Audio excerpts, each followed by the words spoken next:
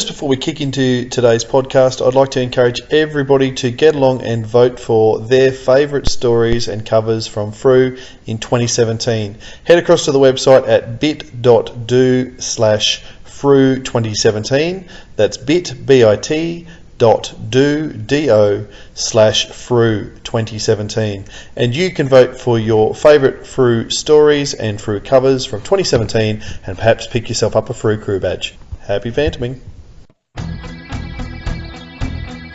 500 years ago, he washed ashore the sole survivor of a shipwreck.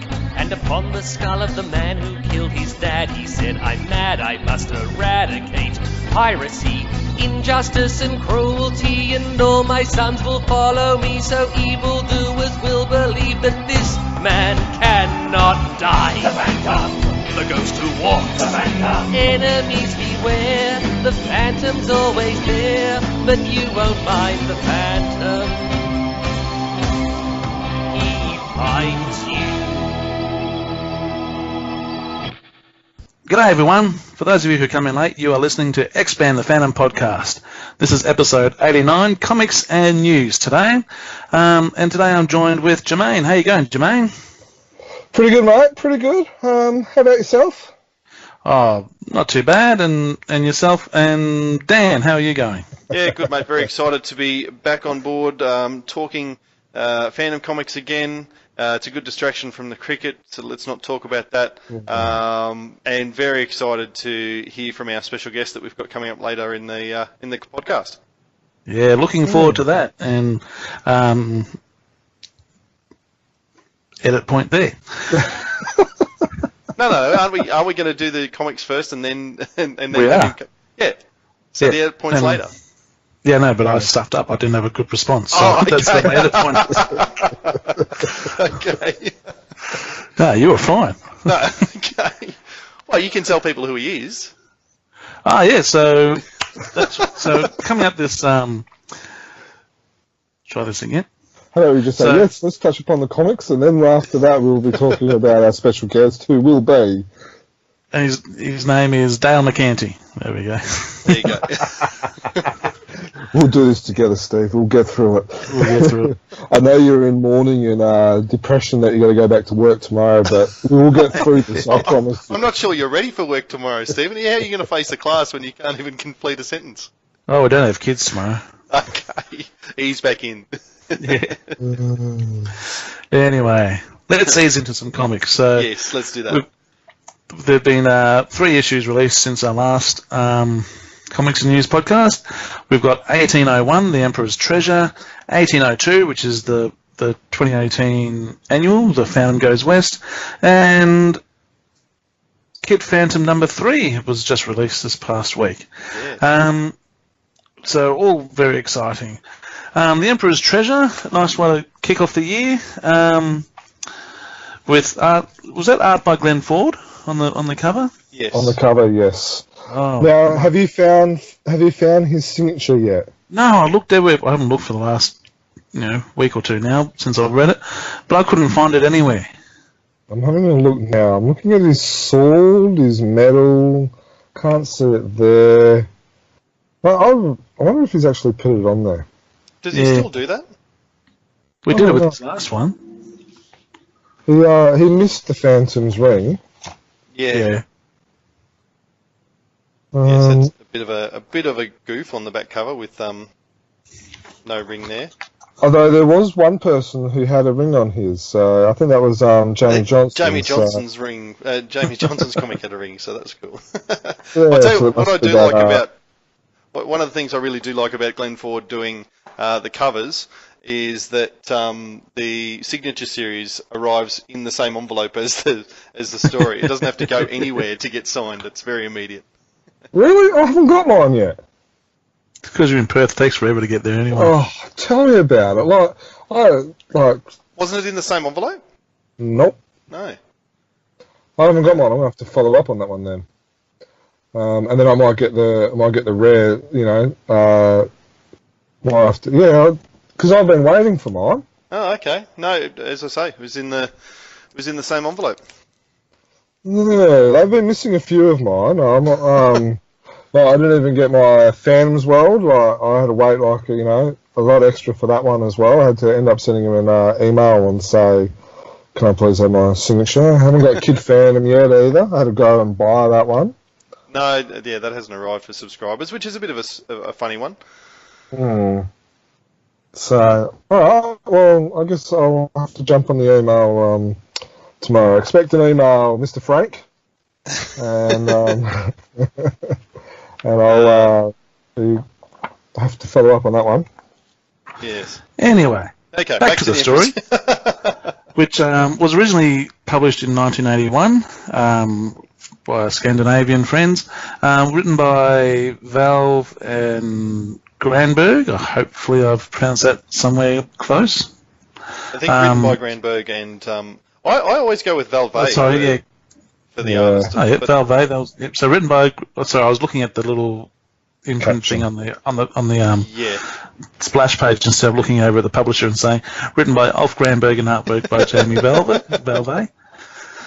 And the Emperor's Treasure. The Emperor we're talking about here is the little master himself, the Napoleon, who and the fandom has his infatuation with Egypt again. We got pyramids and sarcophaguses and lots of different types of treasure happening. Now, it has been a couple of weeks since I read this. Anyone else be professional and read it in the last couple of days? Flicking through it now, oh man, the art is amazing. The art is fantastic. I've just flicked open to page 19. How's that? A nice full colour. Not colour, but full page. That's really rare, isn't it? Isn't it? Turn to page 31 as well. 31. Yeah, that's cool, isn't it? That big montage. Remember we were talking about a Jason Paulos page where there was something similar, where there was a lot going on and he kind of broke it up using an action piece of, in this case, the artist has got the Phantom shooting a gun out of someone's hand. That kind of split the whole page up. And then something that probably won't grab people's attention as well, but is the angles of the shots. Like if you look at page 33, the top panel, that's a bird's eye view looking right down. And it's just, you know, like these different angles that, I don't know, you can tell you can tell that he was a very popular artist back in his day when he was doing Phantom stories. I've always enjoyed Valve's art, but the last couple in particular that Frew have published of his, it must have been right out of his sweet spot in terms of when he was really on. This is magnificent, the artwork in this one. Yeah.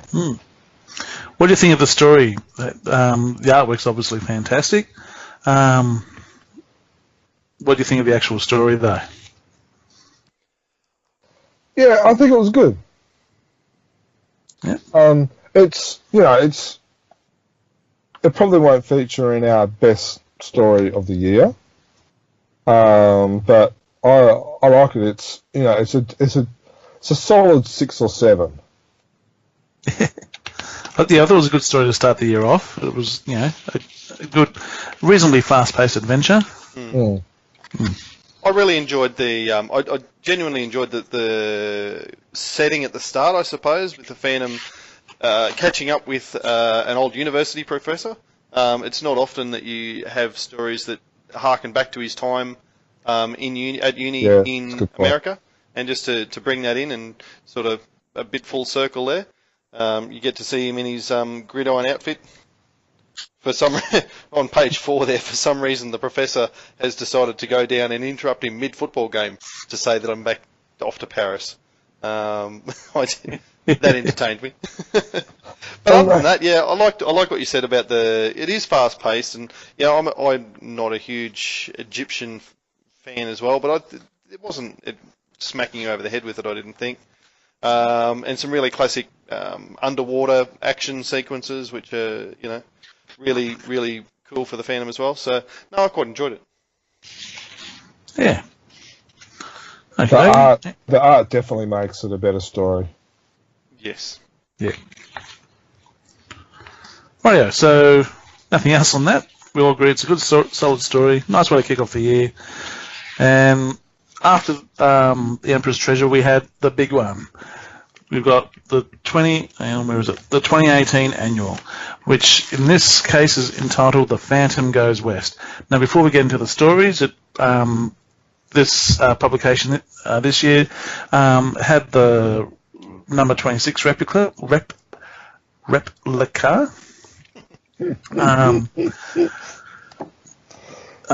included, the Royal Prisoner. Yeah.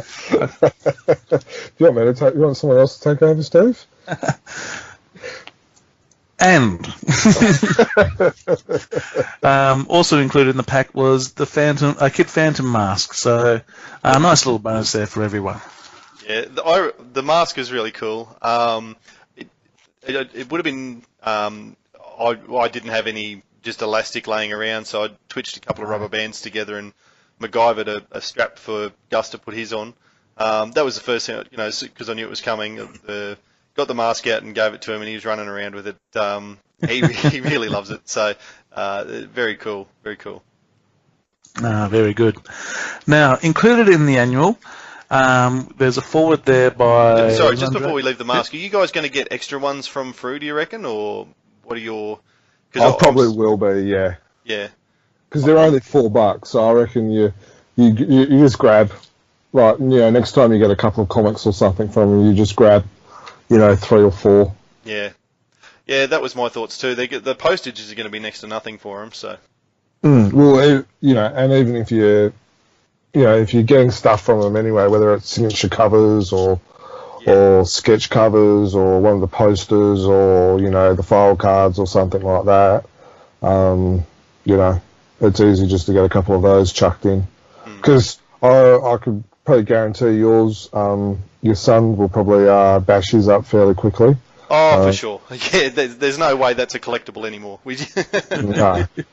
And what about yours, Stephen? Have your kids got onto those yet? No, I haven't touched it. It's still in the packet. You've got well-behaved kids. I just haven't showed them to it. You have opened the pack up, though, haven't you, to talk about this Western annual? Yes, well, I've just opened up the book now, and I can see the table of contents. Would you like to go through the contents? That's fine. I'm ready to move on from the mask now. Back to you.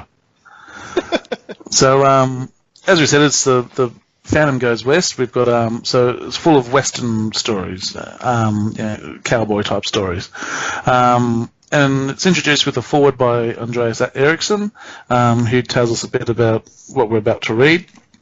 Interesting that the next 4 stories have the Turkish connection with Özkan Eralp. We'll just say Özkan. Who was the illustrator on, was it called the Cowboy Trilogy? Is that what it was originally called? The so-called Cowboy Trilogy, that opens this. Yep. And then he's added an extra one on with Badlands, his own one that he wrote and illustrated. And then we've got the Freedom. The Cowboy Trilogy were the Wagon Master, the Indian Hater, Terror in the Desert. Then there was Badlands. Following from that, so they're all from the 70s. Then we've got the Freedom Trail from '99, the Phantom Cowboy, which is the folk Barry. Not just Barry, there was also Olson and Williams, which was back from 1994. The Assassin from 91, and The Chosen One, which isn't a Phantom story. It's a Phantom Ranger story, which has been included, and that's a new one, written just for this publication. So we'll start off with how do you want to do this? Story by story, or just? I can go with the Phantom Ranger first, because you've just made mention of that. What are your guys' views of a non-Phantom story in the annual? Are we not worried as much because we've seen, we're a little bit used to the Phantom Ranger and stuff like that, and we're used to the giant size concept? Yes and no. Like, I read it, but I haven't read the giant size, like his adventures in the giant size stories. So like this is kind of like I thought it was like a prequel, or what's the word? Foundation or An origin story. So I'm assuming that hasn't been any type of those sort of stories in the giant size. Would that be right? No. Yeah. And I think from that mindset, I actually didn't mind. I must admit, I was a little bit concerned or a little bit, how's this going to work? But seeing with it's the same genre. We've got it with the giant size. It didn't bother me as much as I thought it was going to. Yeah, no, I'd agree with that. It made sense, I guess, because it's a Western and a way of introducing the Phantom Ranger to other people who maybe haven't read the giant sizes yet or whatever. And every time I sort of wondered, I came back to what Glenn said in the interview when he mentioned it to us, and he said he put it in there because he could, and no better reason than that. So when he said, "Well, I put it there because I can," I'm like, "Well, yes, you can." So I'll read it. He did, and he did. That's right. He did. We read it, and what did you think of it as a story? Look, I didn't think it was the strongest story in the annual. It was okay. It just seemed very Lone Rangerish to me. Not that I've read a lot or seen a lot of Lone Ranger, but it just had that kind of vibe to it. And then the spaceship threw me. Yeah, there was a bit of a WTF moment. But I went, what? Have I missed something? Yeah, especially because just the way it is, it's just that page. You turn the page and suddenly it's full of UFOs. I thought it was a misprint or something at first. I was just like, what on earth? And then it's kind of like, oh yes, okay, yeah, it makes sense. But honestly, what? Yeah, I must admit that as far as an origin story goes, like the whole story is quite good. Yeah. I wouldn't have had the UFOs. It's a bit of a cop out, if I can say that, in terms of how is this person, turned into who they are. Basically magic or UFOs. Yeah. That didn't work for me. Yeah, I must admit, I always thought that the Phantom Ranger was like the Phantom, where it was passed down from generation to generation. So maybe I just assumed that. But this kind of makes it sound like, it is the one person. He is immortal, yeah. Because he's got special alien powers now. Well, that looks strangely like the Aztecs. I didn't mind the alien bit. It's the part where he gets nominated to be chief. He gets challenged for the chief. He wins the challenge. He says, "Nah, stuff it, I'm going." And then leaves. Okay. That's I thought that was a little bit weird, but yeah. I thought the art was very well done, though. I would agree with that. Absolutely. This is probably I've been critical of some of Felmang's art in the last 10, 15 years, and I'm not sure when this was created. But 2017, it says. Yeah, okay, well, there you go. So, I must admit, I was very, very happy with the art. And I like it. I thought the action scenes are good. The girls aren't overly, sexualized, but they're still, they've got that Felmang look. The detailed background. The action scenes of fighting over the ravine with the, whatever that little natural form bridge. I thought that was, that fight scene was pretty cool. I really liked what Felmang did in this story. So I'm assuming that Felmang is his pen name, seeing as it says "Story in Pencils" by Roy Mann here. Well, yeah, Roy Mann's, I think. I thought Roy Mann was his pen name as well. Yeah, I think Roy Mann's his pen man. He's got a few different pen names. Yeah, he's listed as Romano Felmang on the contents page, and then Roy Mann on the splash page, which is... Yep. And then it's the pencils, and so the inks. So maybe the inks have got a bit to do with it. Mr. Max Fish. Yeah, maybe Mr. Fish deserves a bit of credit there. Yeah, because I was very impressed with this story. Apart from the WTF, Yeah. moment with the aliens, that just threw me at all.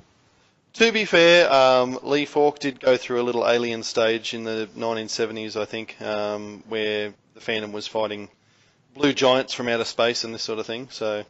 Yeah, and but he had Mandrake to deal with that stuff, so. Yeah. Okay. We'll rewind back to the start of the book now, where we have Ozcan's artwork for the first 4 stories. I was just thinking about the first 3 because they were really done before the 4th. Separate to the 4th one. So they do run into each other. We've got I think there's one character he's definitely in the first 2. The freed slave fella. What was his name? Wasn't Jermaine, it was the other guy. No, this is where you can't complain about not being looked after by Frew very much, because they have put your name in a comic. Yes, they have. That was a very big surprise. I did not kind of expect that, or didn't know what was going on. Right, Glenn did kind of let slip something. He said, "Oh, I've looked after you in something," and I just thought, okay, yeah. And then I read that and I sent it to him, and he goes, "Yeah." So apparently in the original, the guy's name was Tom. You would think that translates to English quite easily. Yeah. Don't really need to change it. Yeah, and to be fair, a few of the fellow Chronicle Chamber team have been a little bit jealous about the little name drop. So yeah, mate, I was in a 1962 story called The Masked Ball. I was the bad guy in that. Dan. Which is impressive because that's 10 years before I was born. So a few, although I'm not sure. I think that was actually named after his brother. So minor details. 1969 too. I'm not going to for the Masked Ball. I'm going to pin my age around it. I want to get it right. Anyway, the character I was thinking of was Jonah Blackbird. Yeah. Yes, Jonah. Who starts off in the first one as a freed slave, and the next one I think he's a scout. Yes. In the Indian Hater. Does he make an appearance in the 3rd story? I couldn't remember that one. No, he does. So, sorry? Nor the 4th. Yeah. Now, when I was reading these, I was liking them, and it's good free slave story. But then after about 3 or 4 of the same kind of thing, I was getting pretty over it, and I was very pleased to get to the story. Was it the Freedom Trail? Was it the Freedom Trail, the Phantom Cowboy, where things changed up a bit? What did you thought, fellas? That's probably fair. Like, I really enjoyed the artwork. I think that Ozcan Erlap, or whatever we're saying, Eralp, is a really good artist, or certainly was in the 70s when these were drawn. Really quite enjoyed the art, but as you say, between I guess 4 stories in a row by the same artist in the same setting, same characters following through, similar storylines. It did get a bit samey. There's no doubt about that. And I didn't sit there and read all 4 of them bang, bang, bang, bang either. I read them over probably 2 or 3 days after I got the comics. So, yeah, they did just sort of become a bit samey, as I say. Do you think that's because and I don't know about you, Stephen, but I know, Dan, you've said that the Western theme doesn't excite you as much? Oh, that's probably part of it. They go hand in hand. Maybe the reason I didn't enjoy the Western theme as much is because it got samey. I've said if I wanted to read cowboy stories, I'd go and read cowboy comics. I wanted to read Phantom stories. I like, I like the Phantom in different genres, and I like, I like Walker's Table and him going into the American desert and all that sort of stuff. I've got no problem with the cowboy stories per se, but I guess just a whole book of them got a bit much. Yeah, so I would have to. I see where you're coming from, but I would have to disagree because I don't think they are same. Like the first one is black slaves. Second one is Indians. Third one is what was the third one? That's when he meets his wife, takes her home. No, that was the fourth one, wasn't it? No. Fourth one's the Freedom Show, which is the black slaves again. But this time it's so you've Dynamite. got there's four Ozcanes. Fourth. No, you're right. Yeah. Fourth one was where he took Mary home. Yep. Yeah, and then I can't remember what the third one was, to be honest. That was when the what do you call it? The town was being terrorized. Yeah. Yeah. So you've got settlers. So you've got black slaves, Indians, settlers finding a wife. I think they're in the same desert or the same area, but they're very different. Topics. Chapters, I suppose. Yeah. So there's that, and then you've also and then if you go further, there's you've got slaves again in the Freedom Trail, and then I think maybe the art was probably might have been the thing that probably made it same was that it is by the same artist, where all the others are by different artists in a sense and different genres. But I enjoyed it. I remember when we were talking about the last. I think we were talking about one of the last comics in news, and we talked about different genres and about how maybe having genres could be the way for trade paperbacks and graphic novels and stuff like that. So maybe this is a good teaser to see whether a Western theme, or we could do Phantom, Welcome to the Jungle. You can say a jungle theme. So you have read the Phantom, haven't you, mate? Yeah, but the point is that not all the stories are in the jungle. So what I'm saying is that this could be a teaser to be able to see if having the Phantom in different settings, as could actually work as a different idea. I thought it was good. Yeah, look, it's interesting, and I've been one in the past to really like the idea of themed annuals, and as a theory, I still do. So I can't complain too much when a themed annual comes out, and then I say all the stories are the same because they're from the same theme. So I don't know. If I look back at last year's, for instance, though, the Girl Phantom issue, yes, they were all female Phantoms, but it was all different artists, lots of different settings, lots of very different stories, and I think that perhaps this theme for this annual might have chosen itself to a degree, because I think that they've come across the 4 stories by Ozcan, and they've all been that Western theme, and they've gone, oh, hang on, all we've got to do is throw in Lee Falk's Phantom Cowboy and these other couple of stories that are also Western. Oh, we could put a Phantom Ranger in the back, and suddenly it all makes sense and it comes together almost by itself in that way. Yeah.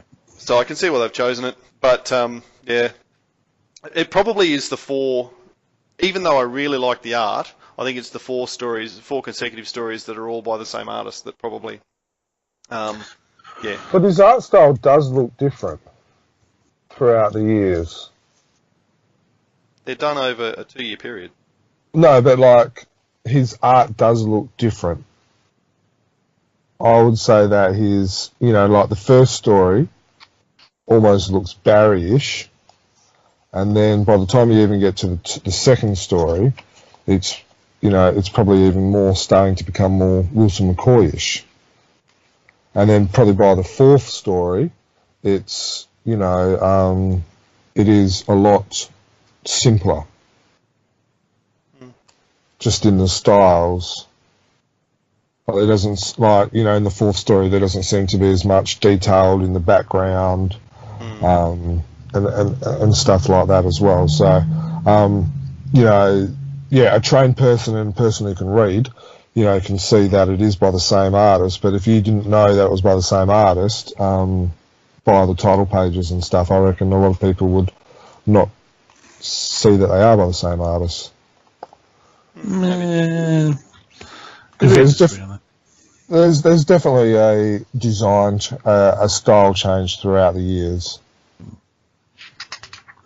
Yeah, my issue's not really with the art. I think the art's very good throughout, but mine is more with the sameness of the stories. Even up to Freedom Trail, like it's totally different creative team on that one. It was still more of the same. So I was very relieved when I got to the Phantom Cowboy, which took the Western theme but did it on a different slant. And I really enjoyed it. I think for me it's the pick of the book. Yeah, so I agree with that. Call me a Focus if you really want to, but no, I'd definitely say that's the pick. And I do like The Assassin, but I remember reading that just recently. I think it's been last published in 2012, so it hasn't been that long out of print from a Frew. So I had read that recently. The quality of some of those pages aren't the best either, unfortunately. Oh, what, The Assassin? The Assassin. Yeah. It's meant to be faded, mate. It's a dream section. Yeah. No, I'm talking about the first page. Yeah, on the first page. First page isn't the best. It's not as clean as some of the others. Yeah, 162, 163 ain't the best.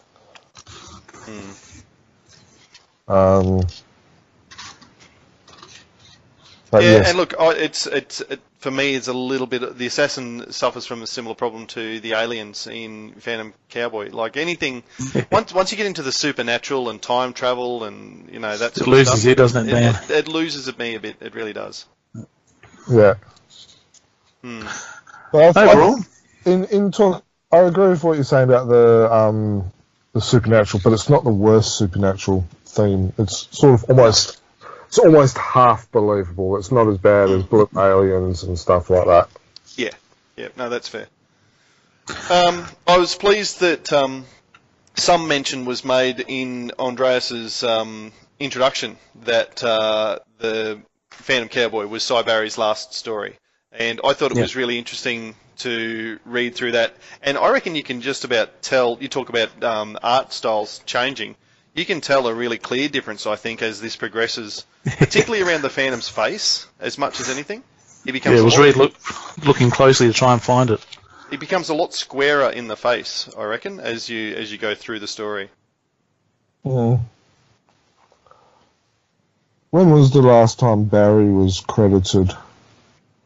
This is it, 94. This is his last. I'm talking about actual date. It doesn't say Barry, just says Folk. Yeah, no, it says... So the last time he was credited in the little box was 9-3 on page 135. So that will be, what, they do month second, so the 9th day of the 3rd month. It's the last time you see Barry's name in the credits. And if you look at those two pages, I reckon you can see the difference in the Phantom's face. What page? 118. What page are you on? 135. 135. Yeah, so 3rd of September would have been his last one. Yeah. Yeah, and certainly by the time you get over to the next page, on 136, very square. Yeah, and even the name Fork is written differently as well. Yep. Got the eagle eye out on that one. Actually, that happens. But yeah, that's exactly right. Immediately, the next line. And he's not credited either. Olsen and Williams. Olsen and Williams. I don't think they're credited at all in that story. Well, it looks like because it goes from the the 3rd of September to the 5th of September. So the 4th of September must have been a Sunday. Yeah. Back in '94. Pick that one. Yeah. And what do we think of the cover? Not the best of Antonio's, and I like Antonio's work. I think he's he's produced a lot of good covers over a long period of time. I like the cover, but I just don't think it's the best one I've seen from him. Yeah, I can agree with that. It has a it would have been about over a decade ago. They released all the original James Bond novels as a set, and the artwork is very similar to that. Has that type of feel to it.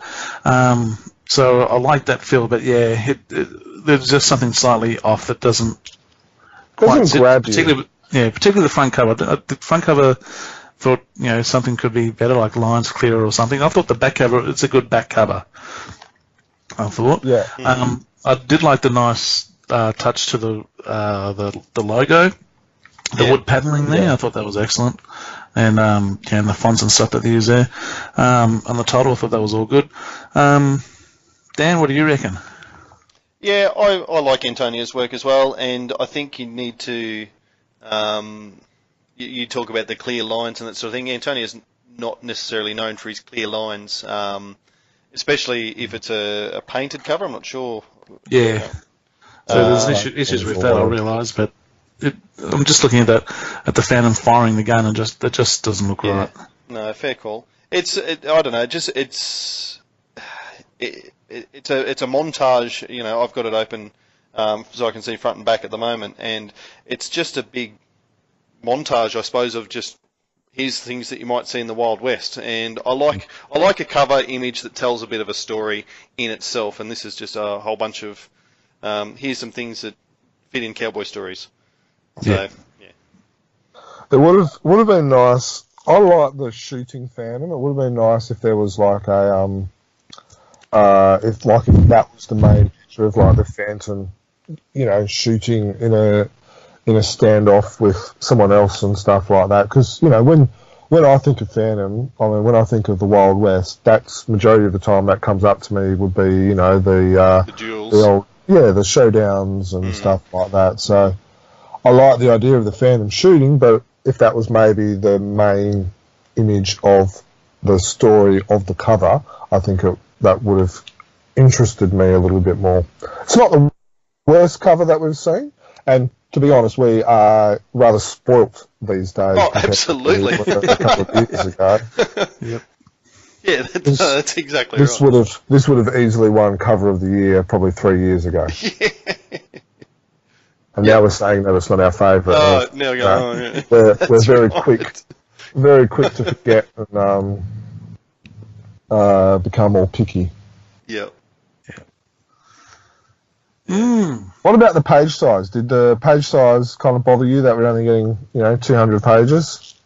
Yeah, look, to be honest, by the time I finished the 8th story or whatever it was, I wasn't ready for another Phantom cowboy story, so I probably didn't miss the extra maybe story or two that we've got when we saw the 300-page annuals come out. And I think too, we're seeing this is a gut feel. I've got no statistics or anything to back this up, but I feel like we're seeing more bigger specials lately. Like if we go back, there was the wedding special. The 80th anniversary special the year before last. So I feel like we are probably getting the same. Well, I'm confident we're getting more pages per year of Phantom stories.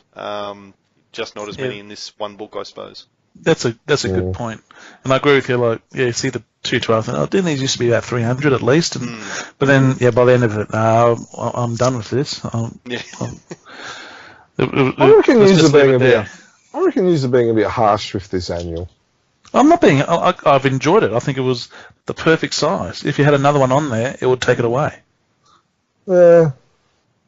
I think a lot of I don't know. I would have now. Me personally, and this is probably somewhere where we need to move on to. Me personally, I would still prefer the replica being removed and getting another story. because those 30 pages in the replica you could, get in the annual. But I don't know. I think it was a little bit light on, but I guess with the mask and the replica, something has to give. Well, surely with the mask, you've been one of your arguments against the replica for a while now has been, what else could we get? Well, we got the mask, so but we got the replica and the mask. The tribe has spoken, Jermaine, that we're keeping the replica. Yeah, I know, and you get the old codgers like the replicas, and then you get the young hip collectors that don't want the replica. But I was actually speaking to. You're hip. Yeah, ask my daughter. She thinks I'm cool. You got a pen bun and stuff. No, so I was talking to a young fella that I've been. He's very quiet, a bit of an introvert, and his dad's kind of not really sure, and he's shown some interesting comics before, so I gave him a couple of Phantom comics because he could do worse, and he actually brought the Phantom annual. I think it was his first Phantom comic he's actually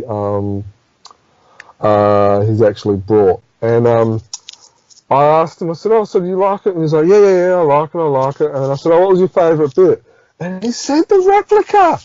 You could have bowled me over with a feather. How old's this young fella? It's probably about, I think he'll probably be in year 8, year 9. Yeah. And he liked the replica. He was just, it was wrapped and didn't care about the Phantom mask because I said, what about the Phantom mask? Did you like that? And he was like, yeah, but then he said he preferred the replica. Do you know why? Because it was written by the master. It was illustrated by one of the greats, and it's a classic story. And look, I know for a fact that because when we were doing the looking at the For Those Who Came in Late trade paperback, I thought, wouldn't Lee Falk's story of how Phantom got Hero, wouldn't that have been better? And that is this story. I can't remember what's the title of it now. The Royal Prisoner. The Royal Prisoner, yes, sorry, it's right on the cover, I'm looking at it. So The Royal Prisoner, this is the story of how the Phantom got Hero, but in this particular edition, it stops about 2 pages before the grateful Maharaja gives Hero to the Phantom, so we don't actually see that part of the story. So I accept your point about, it's a shame we didn't see the full versions of these stories. But it just goes to show that if you're a kid in grade 8 or 9 who doesn't know what you're missing, these are still awesome. And that's right. Like when I started collecting about that same age, and you got them in the annuals. Thought, this is great. Look at this. And like a window to the past. Yeah. But now that we're older and we've seen the actual full stories and stuff, now I think, now we've got these replicas again. But there's still a nice little touch of the past, and yeah. Like I didn't read the story, but I'm glad it's there. I might read it if there's another 2-week gap between Phantoms or something. Oh no, we've got replicas again coming up next week, don't we? I'm a bit excited about that actually because the Toadmen is one of them, and it is one of the stories that's in the replica. And the Toadmen would just about be my all-time favourite Phantom story, I think. Have to give it a read then. Yeah. But that's next week. Yeah, that's the next comics news. But yeah, I thought it would be worth sharing that story about a young fella picking up the annual. It's his first comic Phantom comic he's ever brought, and one of the most favourite things he liked out of it was the replica. So I'm sure Dudley will probably be listening to this and chuckling to himself. Just like Stephen is, and Dan when I told him the story as well. But yeah, it was. So I guess from market research for 13, 14-year-old boy who hasn't found girls yet, he enjoyed the replica and he enjoyed the annual. So all thumbs up, and he was more excited about this than the Kid Phantom as well. So. And look, to be honest, the cover of Frew number 26 is a really cool cover. Obviously it's from the 1930s or early 40s whenever it was first published, but I probably prefer that cover to the Phantom Goes West cover. Mm. Yeah, I think it's apples and oranges, but I take your point. Yeah. I think we're being a little bit harsh on the annual. I'm saying I liked it. It probably does. It probably has come across and sounds like I didn't like it. I hope that's it. Yeah, I enjoyed it. I enjoy reading Phantom stories. Yeah, as you say, we can afford to be a bit more fussy and pedantic these days. Okay, let's move on. You made a mention of it just a minute or two ago, but the Kid Phantom number 3 has been released. Now my kids have really enjoyed it. They haven't actually opened up the comic. They love the badges. My boys, one of them's got it sitting up on his shelf with his Frew crew. That's Tom, and Jeremy. Well, he was there when I bought it, so he wore the badge all that day. Then he took it off to go to bed. Then the last 2 nights, so last night and tonight, he's put it on when he's gone to bed. So hopefully he doesn't, come off and stick himself in the night. Yeah, but he loves wearing that badge. So that was an excellent little inclusion there. And I don't need to keep one for myself because thank you, Glenn. Yeah. I think it's a really cool little extra that's been included, and it's the first of 6 we've seen. We know that there's 6 there, so I guess the freebies are sorted for the next 18 months of Kid Phantom. We know now that when I wrote the post on them, we didn't really know who one of them was. Turns out that's going to be young Mandrake. Yoing Mandrake? Yes. Yes, that's an unfortunate little typo that's got through on the universe card. That will haunt him. Yep. You think it might come up in conversation at Lee Falk dinners and that sort of thing? They'll be not hearing the end of that probably for the next 3 years, I would say. And I'm sure Glenn. You should write a letter into the forum, supporting the replica, telling them how a Yoing Phantom fan really enjoyed it. Really expanding into the Yoing market. Anyway, g'day Glenn and Dudley and Renee. How are we going?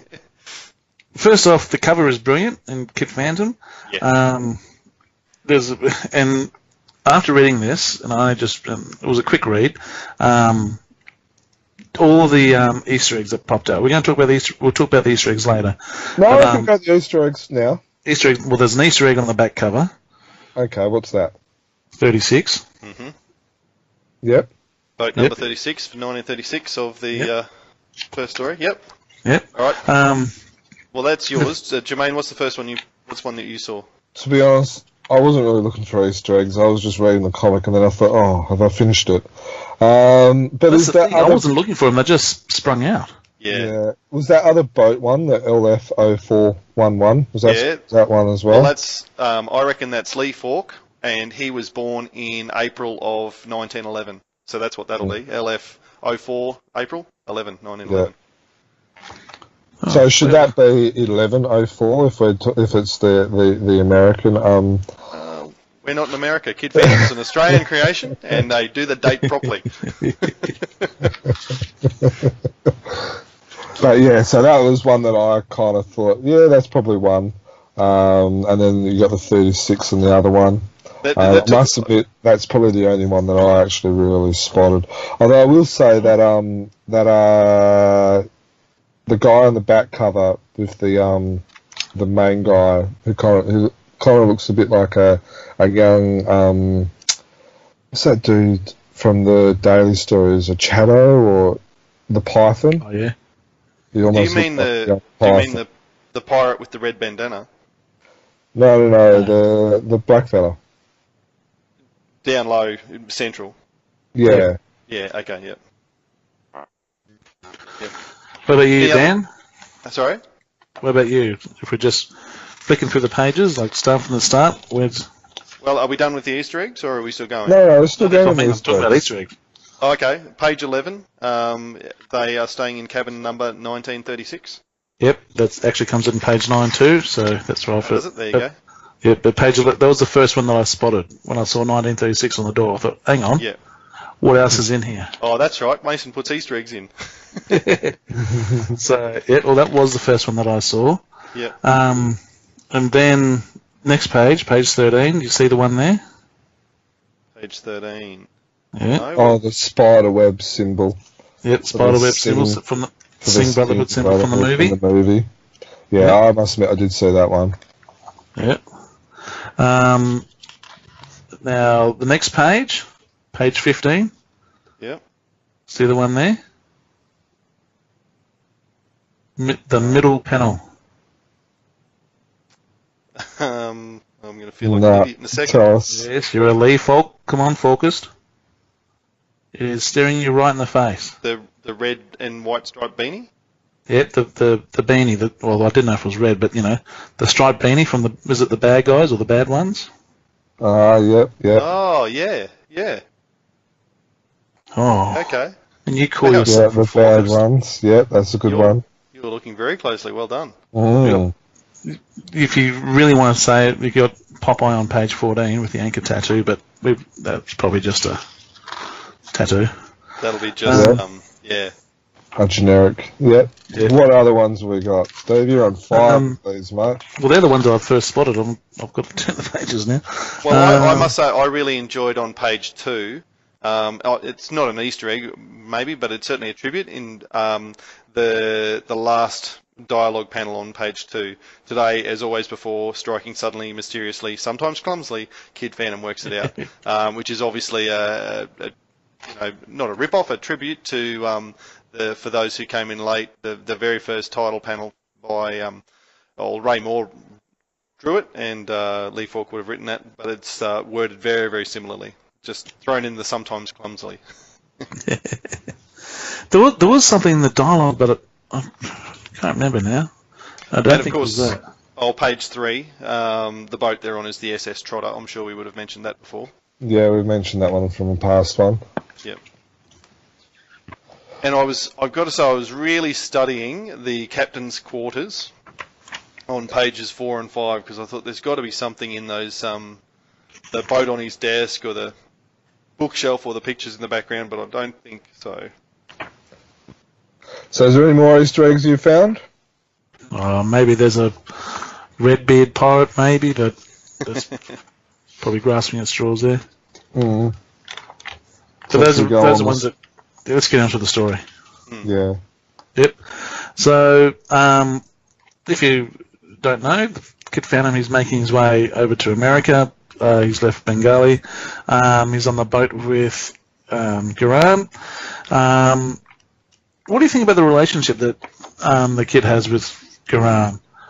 Because to me, it doesn't sit right. Like, they seem to have a lot of arguments and stuff, which I never really got out of the, the main stories. I'd say. What do you guys feel about that? I don't mind it actually, because we know. Well, You know they're we going to did be best see- mates. Yeah, we did see him fight in the what do you call it stories, in the stories we have seen from Lee Falk and all that. You know, like when they were fighting and Diana broke him up. So, yeah. So I don't know. In the childhood stories. In the childhood story, so we did see the family and Guran fight there. So I think they've obviously carried on the tension that was there. Kid Phantom is definitely shown as quite cocky. Very I would impulsive. very impulsive. That's a good word. I thought it was. I must admit, I thought he had kind of had that knocked out of him, and I thought he had already reached, the bottom, and things were starting to turn up right when he stuck up for Guran. But then I guess when he locks, Guran up. And I think, I think he was, wrong there. And I think he was within his rights to tell that we can't do it. There's two boats, there's two ships full of pirates. We need to be patient and stuff like that. But I also think it was very big of Garand to, put that aside and stick up for the Phantom and get him out of trouble. And it was, I think, if anything, in this story, he's probably been shown, probably more Phantom-like out of in this story than what the Phantom has actually been. It does make sense because Garand's 25, he's isn't he? older. And Kit's 12 or whatever it is, 10 or 12. Yeah, well, he's supposed to be 10 years his senior, and he's supposed to be his mentor and what have you. So, I was probably a bit surprised that that Kit as the Phantom got away with beating up on as many pirates as he did, which I guess is a good job there, didn't he? He did. He completely destroyed a ship, or cleaned a ship out of pirates, which is pretty cool. That was explained by Captain Cleaver when she said something about that's the trainee ship, basically. All the big bad pirates are on my boat. So that kind of made sense. But up to that he still point, took them out as well. Yeah, that's right. So he's obviously a dynamo, which you would expect, but probably whether it was probably more than I expected. I wasn't too surprised by that because he, in the childhood of the Phantom, and remember this is all based off the childhood of the Phantom with stuff added to it. He was always, he fought the guy in issue 2, knocked him out easily. He's beaten up bullies at school. He fought the heavyweight champion and stuff like that. So I think, it's not beyond the realm of possibilities for someone who's been jungle trained from the age of, for the last 10 years to be able to beat up people who, drink, smoke, swallow, and all the other type of stuff and hide behind their guns. So I thought it was good to see the Phantom do that, but I think Garand was probably definitely more Phantom-like with his mannerisms.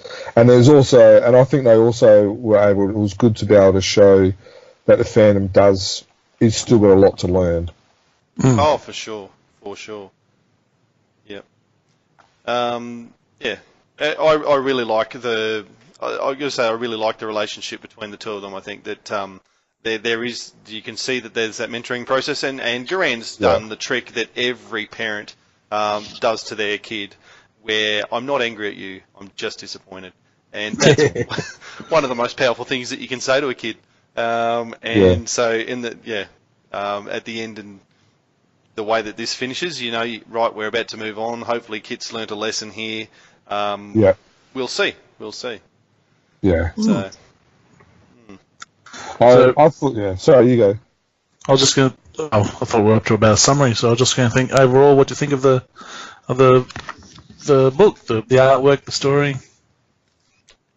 I loved it. I really enjoyed it. I think this is these are coming together really, really well, and you can see that they're all standalone chapters, but there's going to be an arc where it all evolves as well. So that's what I like too.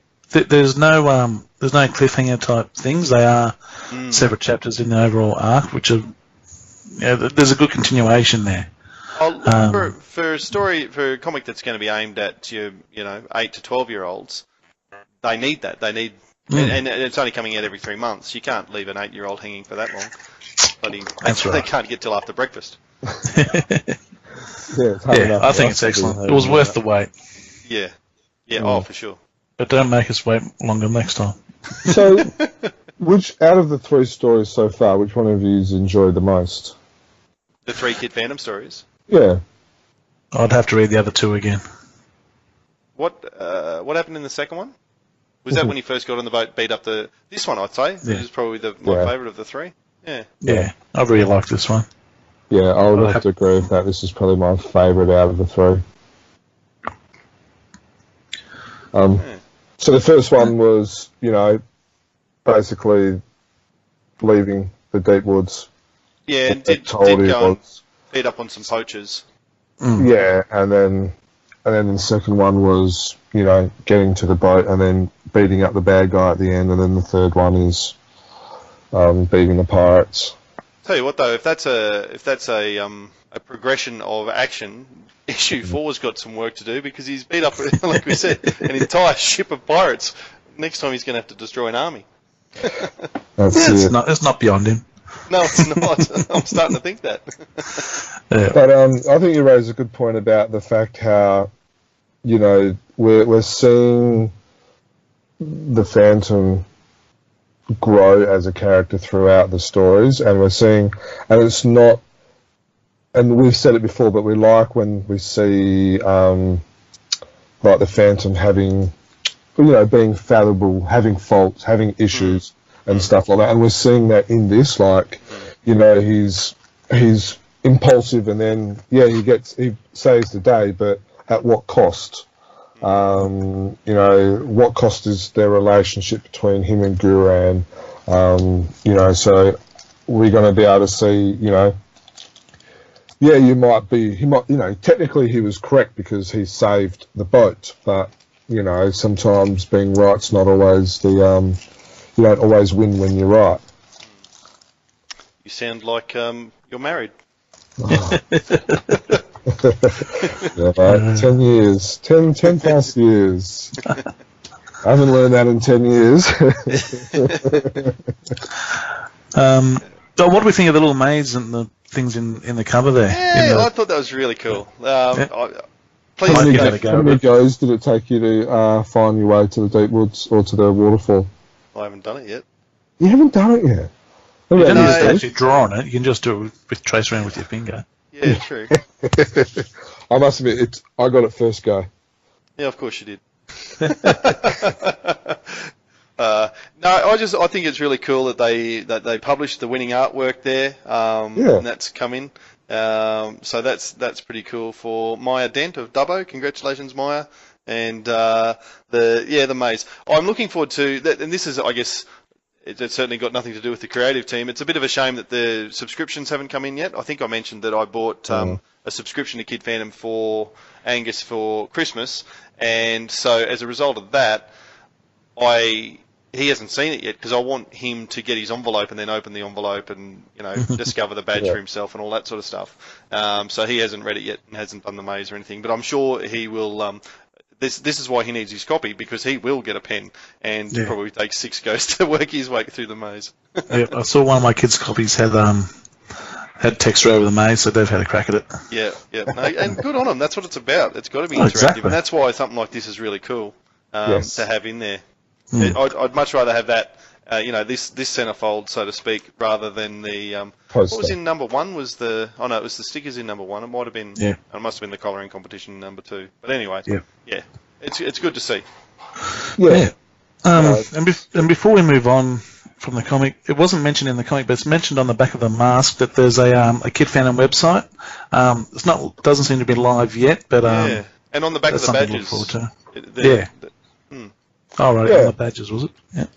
And there's been a Facebook page that's popped up as well, which has been a little bit of action of as well, which is kind of nice.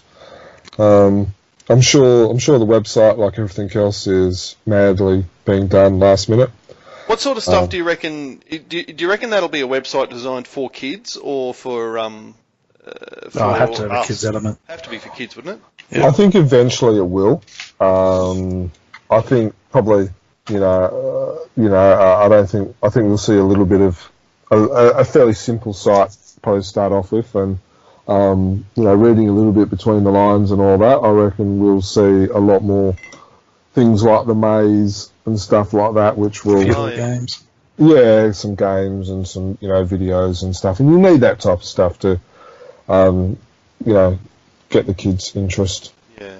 Well, and unfortunately, we're not going to see you wouldn't think, a complicated game, because that's going to require, the animation and the artwork to go into that as well. And, I think Paul's certainly got enough to do here. Maybe the creative team that helped him out on Kid Phantom, well, he didn't do it. The creative team that helped out on homework, the students there, maybe they could get involved. And that'd be a pretty cool part-time job for recently graduated student.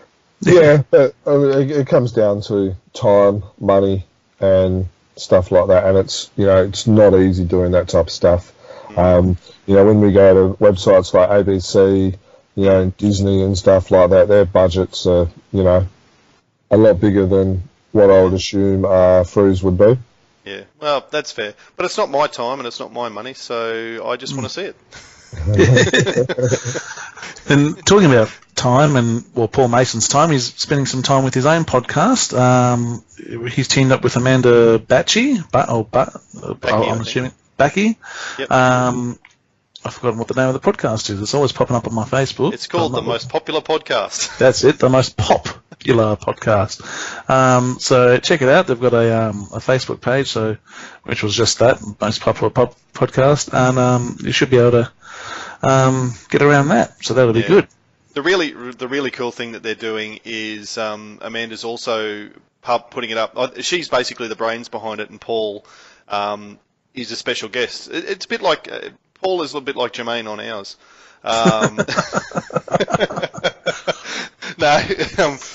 Right, so you're saying that you do all the work and I make the podcast? Something like that. What's really cool is what Amanda's been doing is the YouTube videos to go with it, where she films a time lapse of Paul drawing Kid Phantom, and so you can actually sit there and they're only short podcasts. They've got a lot to learn. They've been going around the 25 to 30 minute mark, and really? So if you've got sorry. Really? We're just finishing our intro by then. Yeah, I know. As I say, they're only on episode 3 or 4 or something like that. But yeah, if you've got a spare 25 minutes, you can sit and watch Paul draw a page of Kid Phantom, and it is cool because it's not a spoiler or anything like that. It literally is him just working on a page, and I think podcast 1 was drawing the page, podcast 2 was colouring that same page. So yeah, it's interesting. Cool. And talking about YouTube, we've got our podcasts now up on YouTube, or some of them are up on YouTube now, Dan? Yeah, that came as a suggestion from Jeremy Klein. I hope I've got that right. Shout out to you, Jeremy, if you're listening. That was a comment on one of the Chronicle Chamber web posts or blogs featuring it, and he said, why don't you put these on YouTube? And I couldn't think of a good reason why not. So it's actually really quite easy for us to do, it turns out. It's once you do everything else for the podcast, it's probably only an extra 10 minutes of work, and then in Australian internet, about 6 hours of upload time to get it up there. So yeah, a few people are listening that way apparently. So why not? So yeah, next time you're on YouTube, you can sit there and watch a still and listen to us. Yeah. Well, what else would you rather be doing? Yeah, exactly. Yep. Now, it's at this time that we're going to go to a pre-recorded interview. Now, you'll remember that we spoke to Alex Winter about a month or so ago about the Phantom board game that's being developed. Well, now we have the other half of that team, Dale Maccanti. So here it is, our interview with Dale Maccanti. Okay, so anyone who's listened to our podcast, which number would it have been? Daniel, usually on 87, you reckon? 86, it was 86. 86. You would have heard we had Alex Winter on the podcast, who is a game designer, and he's one half of the team behind the new Phantom game that's coming out. Well, we'd like to say shortly, but there's still a few things to work out. The other half is Dale Maccanti, and we just so happen to have Dale here with us today. How you going, Dale? Good, guys. Yourself? Oh, well, I'm very good. Excellent. Thanks for joining us, Dale. It's good to talk to you. Now it's good to be on the show. So have you managed to listen to many of the shows yet? Yeah, I've had a bit of a listen. I checked out Alex's one. He did a great little interview with you guys. And I've checked out Glenn's and a couple of others. So, yeah, doing good stuff, guys. Good stuff. Thank you very much. The upside is for you that you're not going to have to explain Kickstarter to everybody. So, It was very in-depth, wasn't it, what Alex had to say? Oh, but I think important to the Phantom crowd because not a lot of them will have had involvement with Kickstarter before. That's correct. Well, as Alex said, Merchant Wise also had never heard of Kickstarter, so Yeah. new area for I guess a lot of people. Yeah. Yeah, I thought that was interesting. The So- other thing that I thought was interesting was when Alex was talking, he said that you actually had been reading the comics. So have you been a fan for a long time, or you just happened to pick up that issue? No, I've when I was a kid, I was a big fan of the Phantom. It was one of the couple of things I used to cut out of the paper. I used to cut out the Bunnings guy. He was like the little cartoon guy in the Bunnings catalog. Yes. The Phantom and him, I used to cut out and collect. Right. It was weird. There you go. That's yeah. a very niche market, the Bunnings guy. Bunnings guy. Look, that's my next game I'm going to be doing. Bunnings game. So stay tuned for that. But no, look, I've been a fan for a long time. But with Frew, I started picking them up again maybe a year or so ago again. And yeah, just sort of stumbled across the Pirates of the Red Dragon story. And as Alex said, it was very similar to our game design that we were already sort of working on. And everything just sort of fell into place from there. So, was there any reason in particular you picked up Frews again a year ago, or? The biggest thing was seeing Phantom by Gaslight. I've worked with Jason Paulus before on a book of mine, Ink Tales, and just seeing sort of his name pop up sort of made me have a look. I know Paul Mason as well. He's stuck with Kid Phantom, so I did notice that a lot of Australians were sort of getting a chance to contribute to the Phantom, and that really did pique my interest again, so I decided to start reading. Oh, cool. So I got a question. Was it in the interview with Alex? He said that you forgot the cards on your trip to Sydney. Is that correct, or did you want to correct the narrative a little bit while you've got your opportunity? Look, the way the memory works is a funny thing. See, in my head, I thought it was Alex, but no, he's definitely right. That was me dropping the ball. But as he said, we found some beautiful purple sort of card slips. So you know, It was meant to be. that we would have had that. So you know, and that sold it. The Frew guys, Renee and Glenn, they just saw that purple and went, "Yeah, we want it." Very Yeah, cool. that's good. So with the story of the Red Dragon, well, you were saying that it's very similar as the story that you've got. Was it that hooked you, or was there other aspects of the actual story that kind of sold it for you? It's mainly the third installment of that series or that trilogy, where the Phantom is sort of going through and having to pass different traps. Our board game is sort of like a Indiana Jones-esque type of game.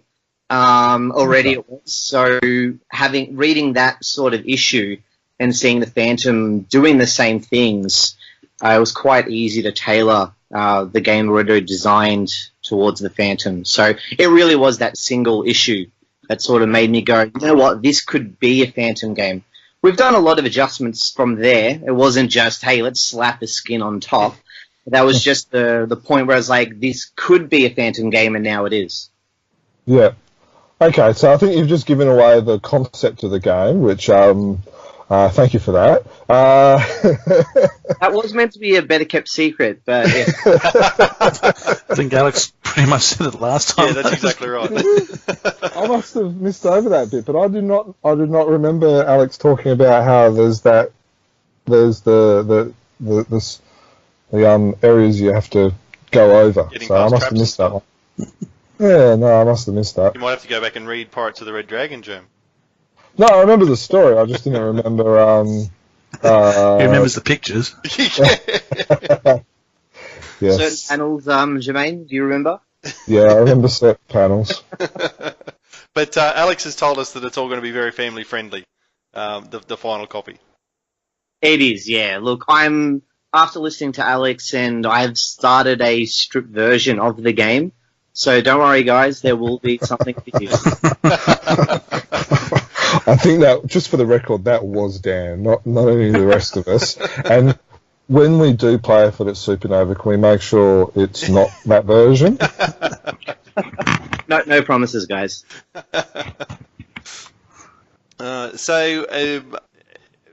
Obviously we're all fairly unfamiliar with actually creating a game and taking it from, an idea in your head into something that you can actually start to market and that sort of thing. Is this the sort of thing that, it sounds like you work on it fairly regularly and you're progressing along, since we spoke to Dale, since we spoke to Alex, that sort of thing? Yeah, definitely. So the game itself is almost finished. I'd probably need to play test it a couple or more times, and that's it. The game is sort of set in stone. Oh, cool. The stage that we're at now is actually just getting the art from Glenn Ford and working out the actual aesthetics and the look of it and the feel for the game. So that's, I think, the next major hurdle. The game design itself is pretty much done. Right. Now, as a designer, is this where... No, sorry, you're the writer. Alex was the designer. Is that right? So Alex's background is graphic designer. Yep, that's right. So he's I came up with an idea originally and approached Alex to sort of hop on board and make a game together. So for this particular game, we're co-designers. So we share equal parts.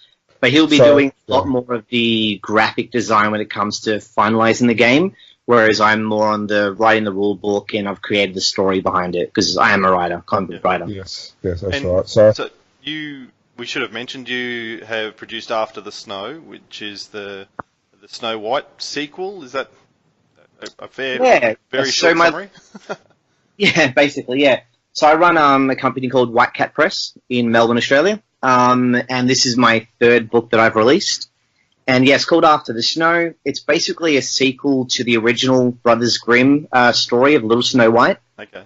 And I just sort of run with it. It's set 18 years after the story when she met the Seven Dwarfs. And yeah, what sort of mayhem she gets up to after that. Cool. Which I just actually released on Kickstarter, so successfully. Yeah. Yeah, we were looking at it. That up. Yeah, what was it, 48 hours you were funded? Yeah, completely funded. It was actually under 48, but just 48 has a better ring to it. Yeah. Yeah, it was. We made like over $8,000 in pre-orders, which for an Australian indie comic is really big. That's a large amount. Mm. Yeah, and you had about 10 different levels, I think it was as well, from memory. In regards to rewards? Yeah. Yeah, so there was different types of items that we sort of created with the book. Stickers, bookmarks, posters, original art, commissions. It's just so we could sort of have, people at the lower end, sort of just like the donation end, and then people on the sort of the far end get a lot of product. And the prices were fairly reasonable as well. Yeah, they're competitive. I guess for indie comics, yeah, they're on par. Yeah. So, in terms of comic book writing, and you mentioned writing the rule book, Alex said that you were maybe hoping to produce the rule book as a comic book. Is that possible? Is that where you're going? Look, that was sort of in discussion originally. That idea has been completely abandoned. Fair enough. You're biting off more than I can sort of stomach, I guess. Yeah. No, rule book will just sort of explain the rules, but it's going to have incredible Glenn Ford art in the book, so it'll be something to look at as well. Okay, cool. I'm getting so excited for this game. Every time you mention something about it, I just can't wait for it to come out. Yeah. Look, Alex and I have been working on it for such a long time. It's pretty incredible that we've sort of gotten to this stage, and the next year, I guess, is going to be pretty intense for us. When the Kickstarter sort of goes live, that will be everything. We'll sort of be breathing Kickstarter because it really does take up every minute of your life, as Alex and I have discovered with our previous Kickstarters. So, yeah, you got to be really prepared for it. But, look, we've done it before multiple times, so we're prepared and we're just ready to get it out there and sort of let the Phantom fans have a look and pre-order, hopefully. What does that mean when you say it takes up every moment? Is that it's not just you staring at a screen hoping that numbers go up? Are you also, really plugging it, getting around and trying to talk to as many people as you can and publicise? Is that what you're talking about?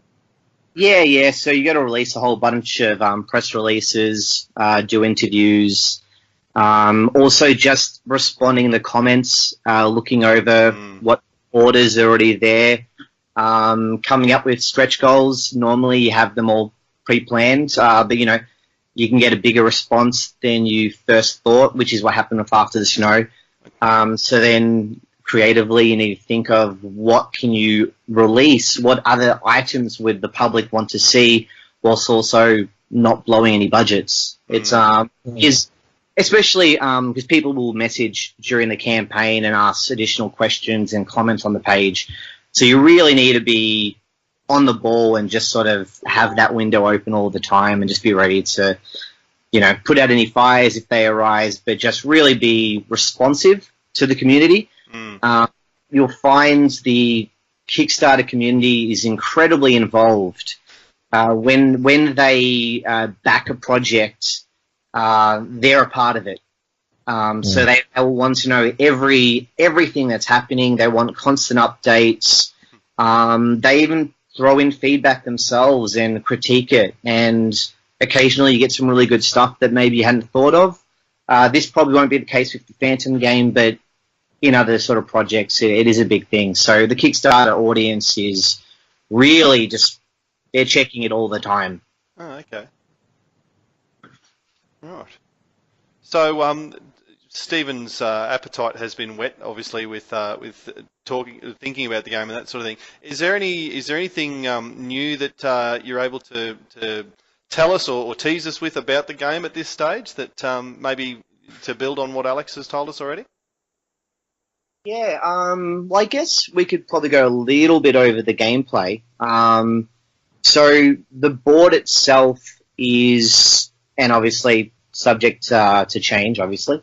But at the moment, Glenford will be actually drawing up the island of Drakon, which is where Princess Sin has her stronghold in the South China Seas.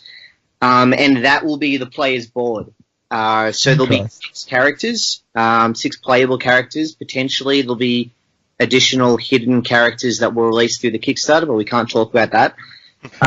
But yeah, you'll be able to go through the jungle and also through the temple of Drakon, and that's what the board's going to look like.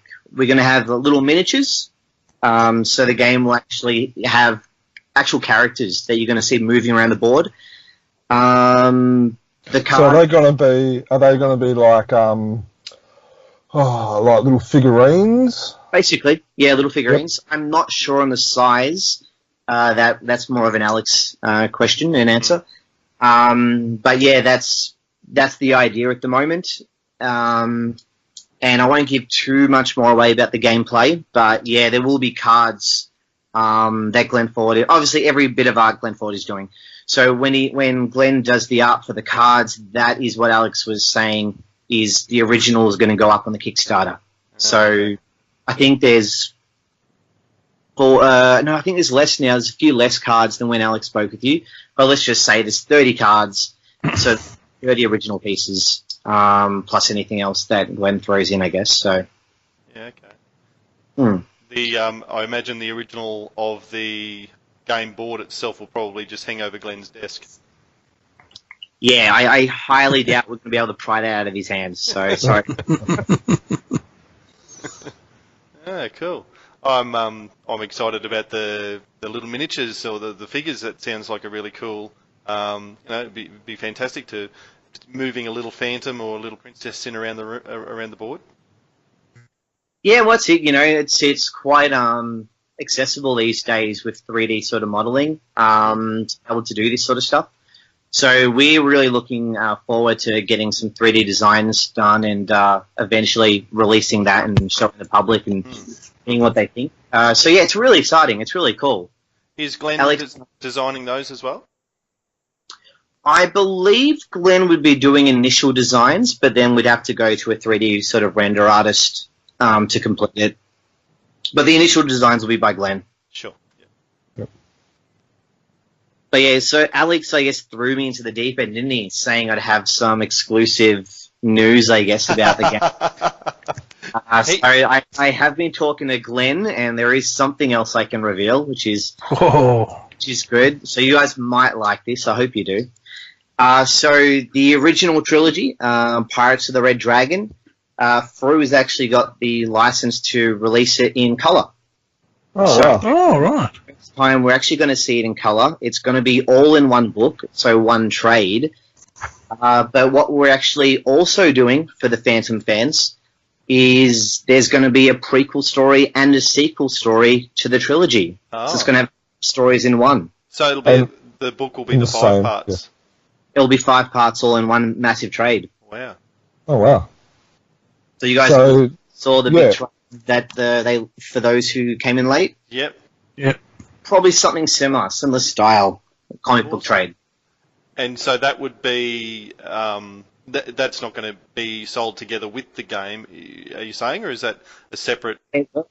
Yeah, so that is going to be an item that's exclusive to Kickstarter. Oh. So you'll be able to get the plans at the moment, at least, is the first reward on the Kickstarter will be a donation. The second one would be the copy of the game, and then you can do what's referred to as add-ons, and that will be an item that you can add money on and get the book as well as the game. Ah, Okay, sweet. that So- sounds really cool. Yeah. Every And then Phantom I'm fan's just assuming- gone to level 3 at least. Yeah, that's right.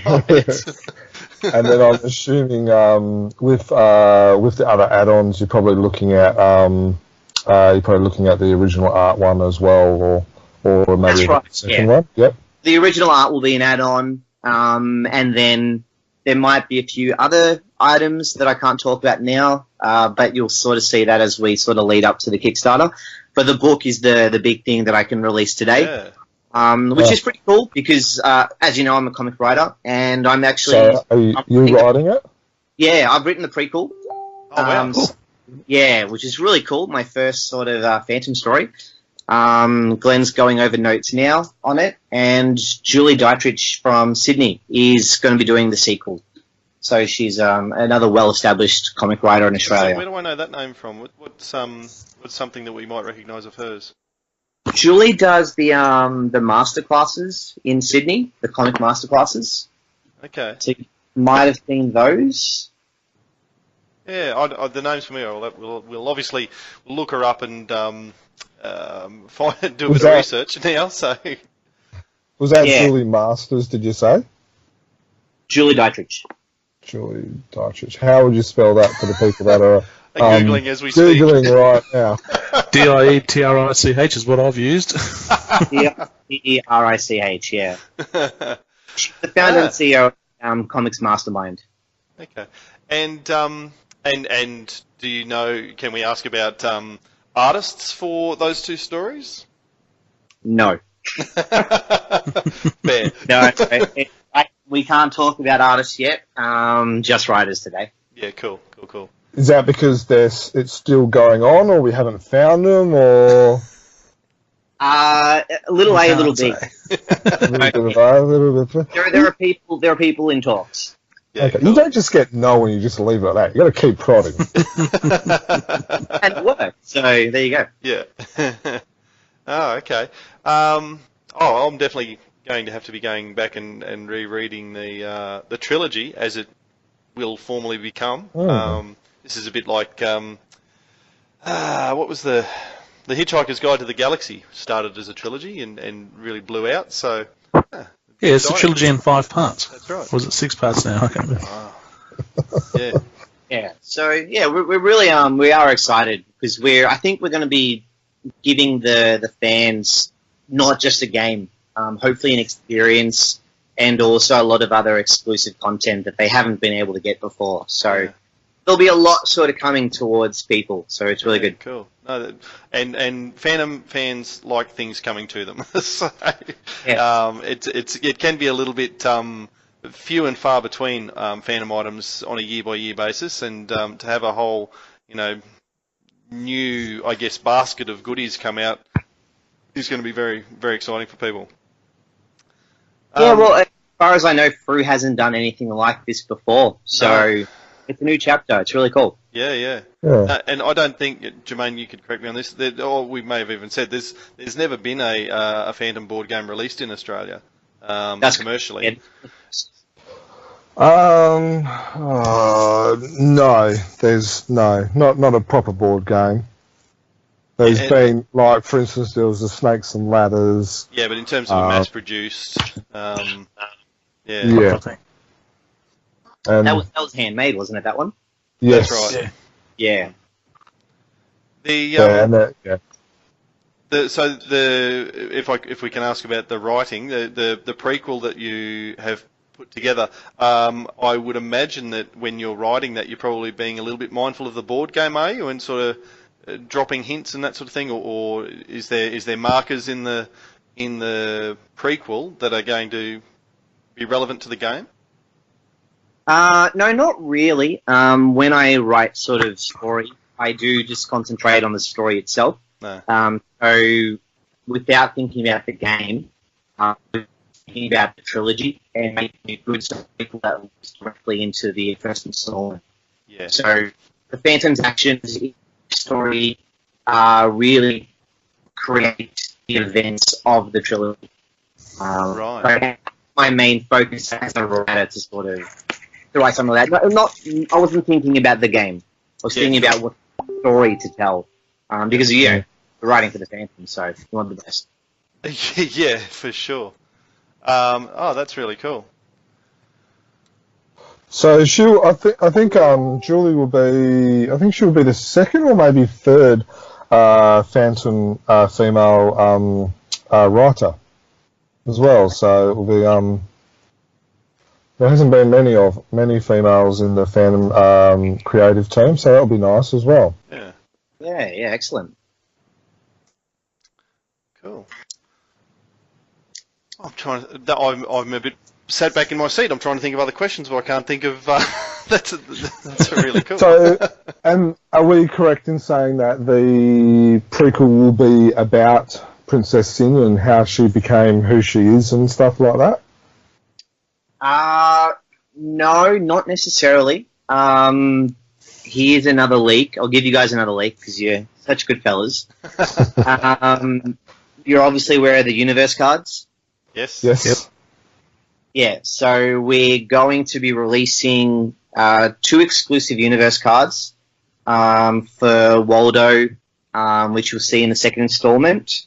He's the magician who's the hypnotist. Hypnotizes Diana to a title assassin. Yes. Yep. And also for Orkan, who's the lead villain in the first installment. He sets up the sort of the village where he sort of takes over, and the Phantom has to stop him. Yep. So those 2 characters, which are a big influence in the board game, will be getting their own universe cards. Okay. Yeah. And that will also be through the Kickstarter. Oh, okay. Cool.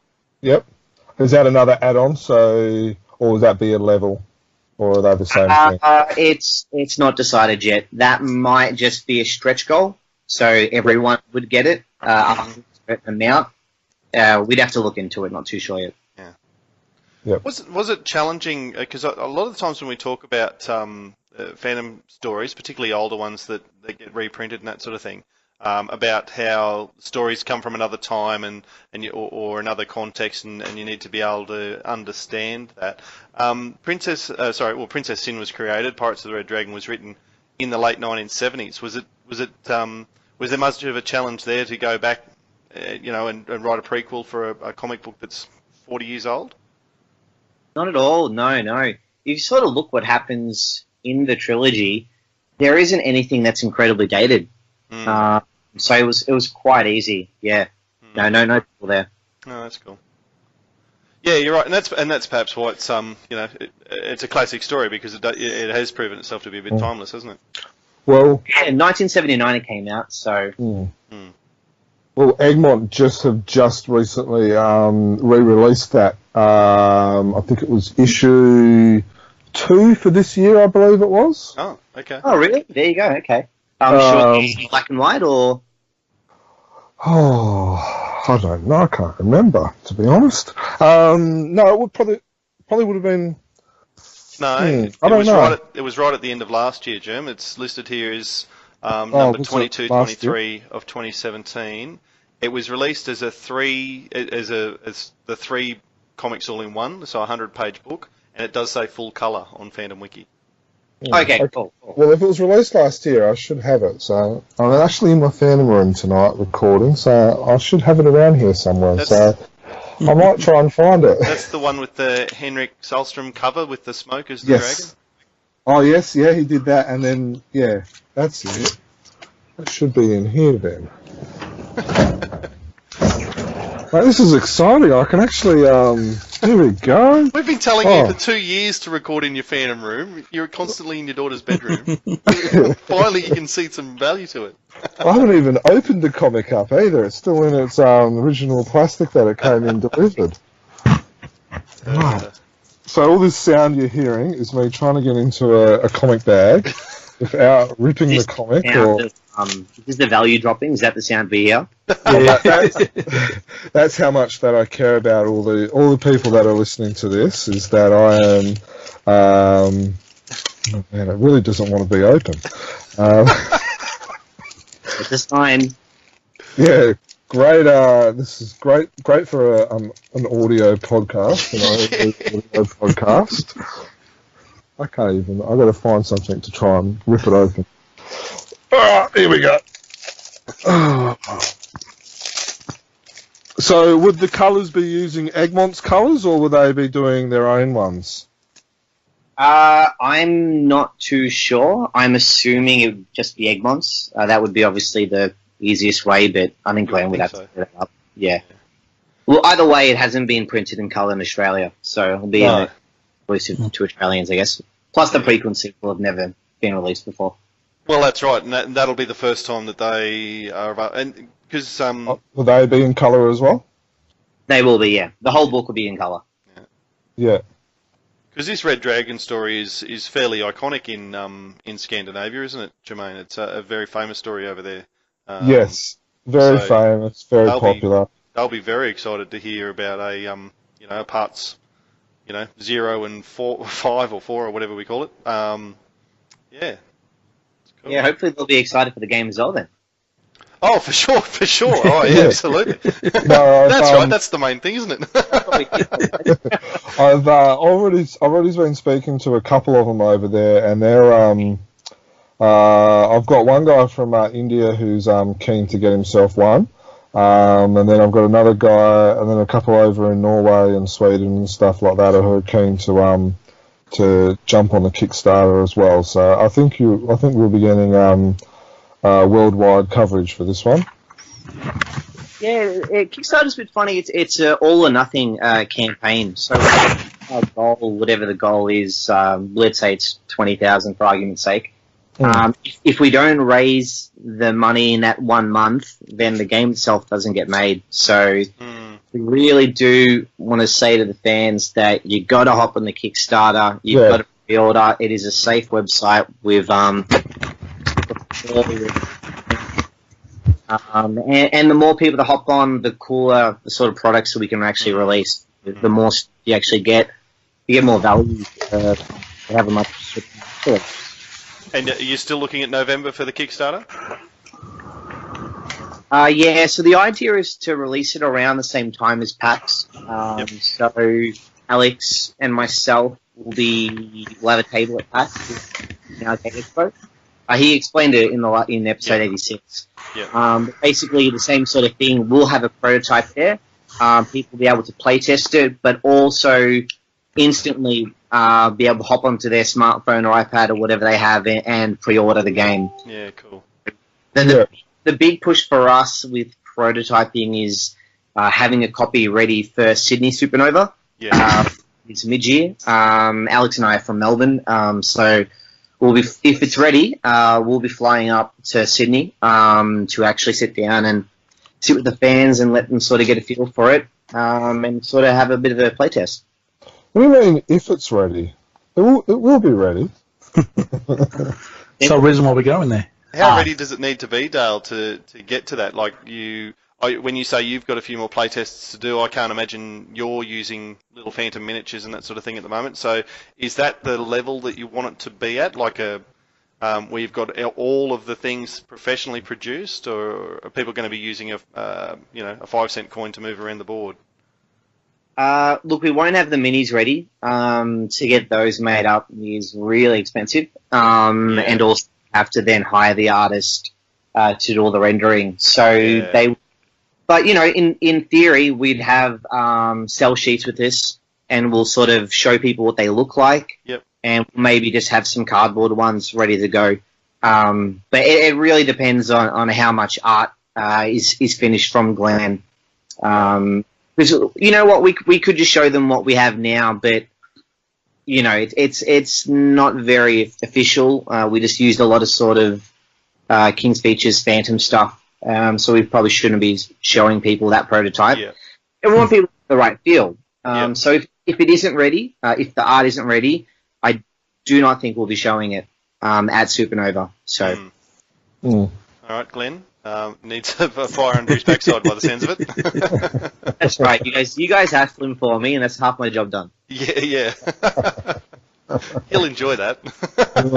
I think he gets hassled enough. You think he's got like about 20 wives by the amount of people he gets hassled and nagged by. Yeah. Very cool. Well, have we got any more questions, guys, or have we taken up enough of Dale's time tonight? Yeah, no, I think we're good. yeah. Well, thank you for joining us tonight, Dan. No problem, guys. No, it was fun to do this. Thanks for having me on.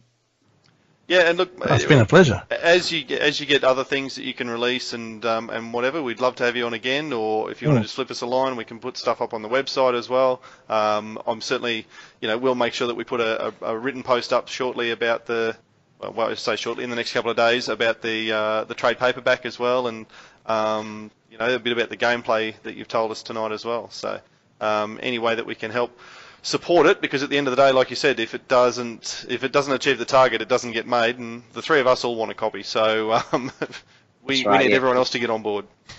Yes. Yeah. So, but if you guys do want to check out sort of what I'm doing as well, I will be releasing stuff about the Phantom game and other projects I'm doing on a White Cat Press Facebook page. Cool. Alex will also be releasing bits of information about the game on his Facebook page, which is Games by Alex Winter, and Winter is WYNNTR, I think. So yeah, look, we'll definitely let you guys know. But yeah, our Facebook page is probably also the best place to look. Yep. Just coming sort of information, a little bit of goss here and there. Very cool. Well, people should go and like and follow those pages immediately then, so that they stay on top of it. Yeah, and we'll have links to those on our podcast page and stuff like that as well. Thanks, guys. Cool. Thanks very much, No Dale. worries. Thanks, Dale. Yeah. Thanks, mate. Now, that was our interview with Dale Maccanti.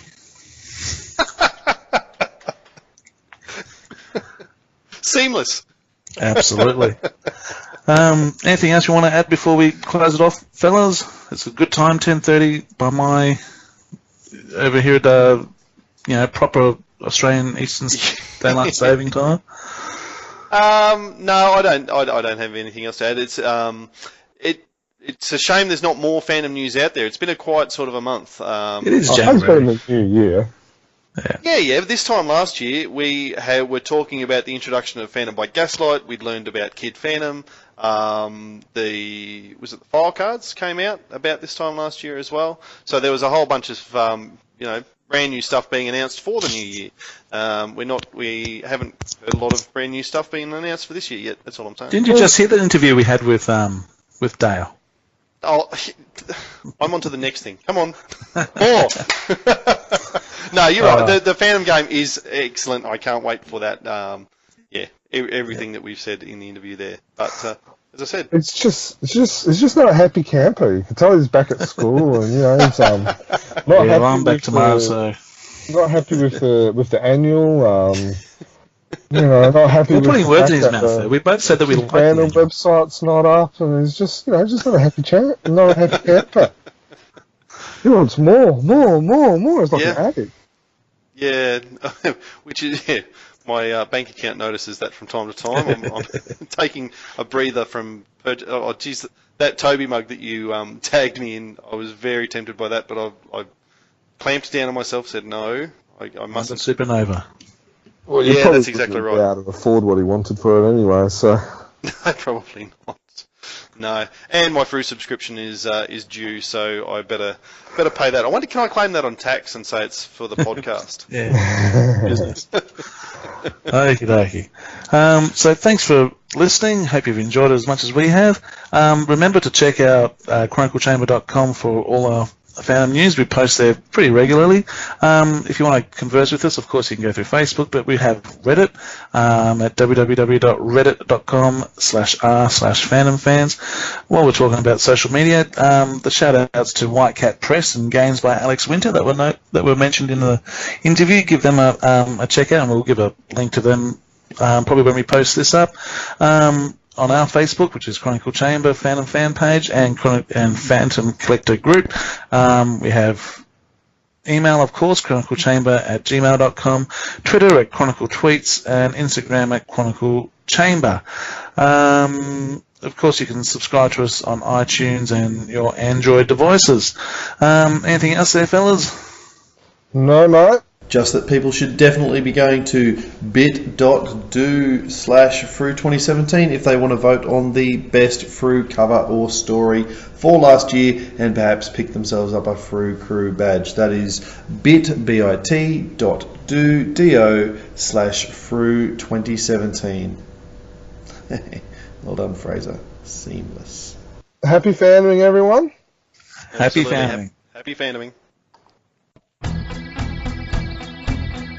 500 years ago, he washed ashore the sole survivor of a shipwreck, and upon the skull of the man who killed his dad, he said, "I'm mad, I must eradicate piracy, injustice and cruelty, and all my sons will follow me, so evildoers will believe that this man cannot die." The Phantom! The ghost who walks. The Phantom! Enemies beware, the Phantom's always there, but you won't mind the Phantom. He finds you